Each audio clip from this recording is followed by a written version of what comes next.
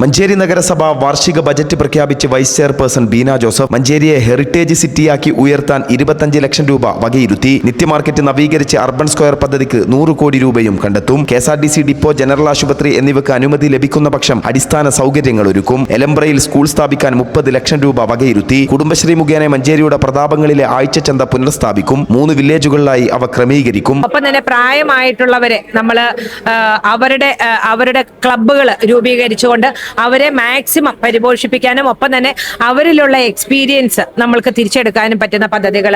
ഒപ്പം തന്നെ നമ്മൾ ഒപ്പം എന്നൊരു ആപ്പ്, അതായത് തൊഴിൽ ദാതാക്കൾക്കും തൊഴിൽ ആവശ്യമുള്ളവരെ തമ്മിൽ ബന്ധിപ്പിക്കാനുള്ള വളരെ സുപ്രധാനമായിട്ടുള്ള ഒരു ആപ്പാണ്. അതിലൂടെ നമ്മൾക്ക് സാധിക്കും. ഒപ്പം തന്നെ നമ്മൾ നഗരസഭയ്ക്ക് പിരിഞ്ഞു കിട്ടാത്ത നികുതി ഉൾപ്പെടെയുള്ളത് പലപ്പോഴും മറന്നുപോയിട്ടാണ് ആളുകൾ നികുതി അടയ്ക്കാനും ഒപ്പം തന്നെ വാടകയൊക്കെ അടയ്ക്കാൻ മറന്നു പോകുന്നത്. അത് അവരെ കൃത്യമായിട്ട് വിളിച്ചു അറിയിക്കുന്ന ആപ്പുകൾ.